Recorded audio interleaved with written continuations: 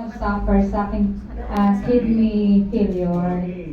So, nung na-confine ako, parang nagkaroon ako ng sobrang taas kasi ng kriya sa 4.5.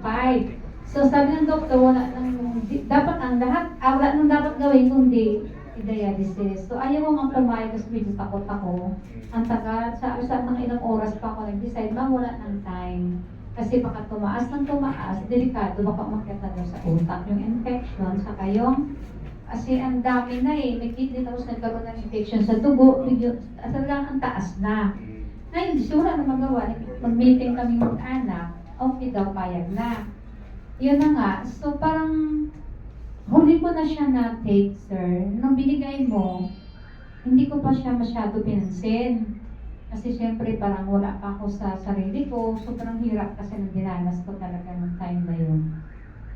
Hindi ako nakakatayo. As in parang hindi ko masyado kilala na yung mga tao. Pinipilit ko lang.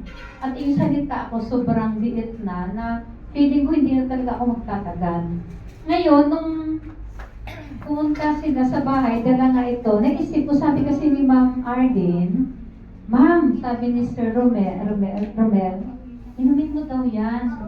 Oo, ubusin mo daw. Sabi ko, so, tinikman ko. Ginamit ko talaga, sir. Eh, gumamit yung asawa ko pa. Sabi sa akin ni Sir Robert, akin lang daw yan. Sabi ko, ang takamig dalawa. Sabi niya, oh, sige, ubusin mo. So, yung time na yun, siguro mga 8 capsule na nainom ko. Nung kinagabihan, para ako nag-labor, sobrang sakit, hapdik na parang sumisigaw na talaga ako sa sakit kasi may lumabas na bato, ang laki. Wow. So, totoo lang, yung bato na yun, kasi asawa ko saksyo. Kasi may doktor akong anak, kaso lang naman. Pero, siya yung nagtanggal kasi itong bato na to, nasa dulo na ng labasan ng ihi natin.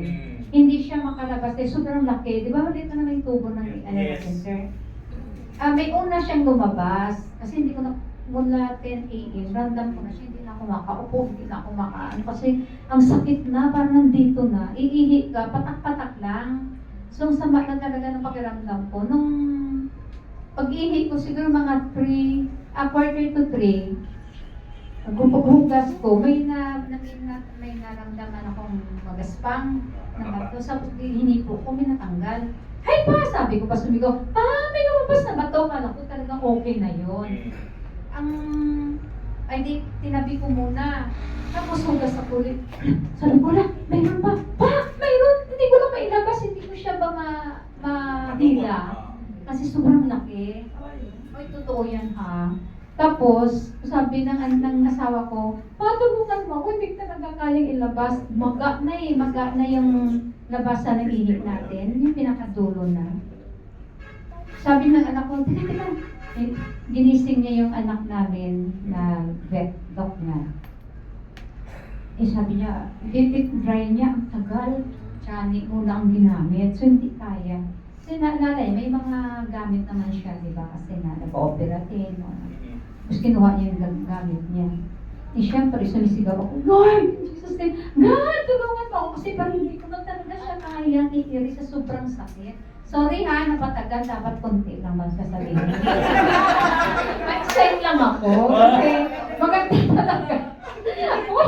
Ay, sabi ko nga sakit liig ko, di ba? Hindi na pala. So, ngayon, di bawat iri ko, sabi niya, Ma, basta, huwag ka sabi, kasi anak ko nga, siyempre nasasaktan siya. Pag nasasaktan ako, okay lang yan kung iba kasi kailangan ikaw hindi ko na kaya. Pupunta na tayo sa hospital, sabi niya, pahiwa na lang, kailangan ko hiwain para makalabas. Sabi ko, Ma, magpubuka ka, tapos ang mahal-mahal na naman, nalalabas na natin. Ang laki na ng bill namin, sir, kaya talagang lumabas na ako.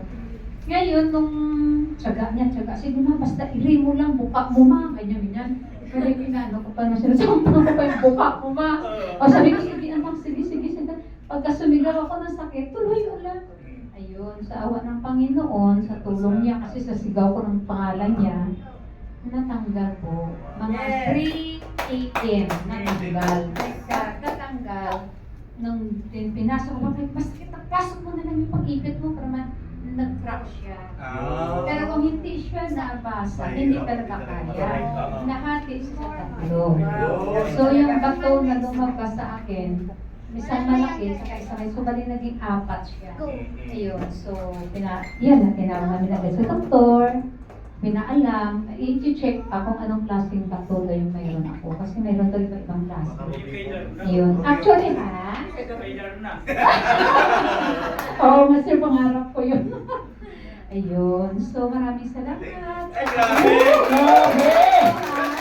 Ayun, kaya inubos ko na ulit yung natirang dalawa. Tapos, umapos na, di ba? Ayun. Tinuloy-tuloy ko na, sir. Sige. Nanalo pa ako. Saka bumili na rin asawa ko kanina para din sa akin. Ah, Thank you so much, sir. Ma'am,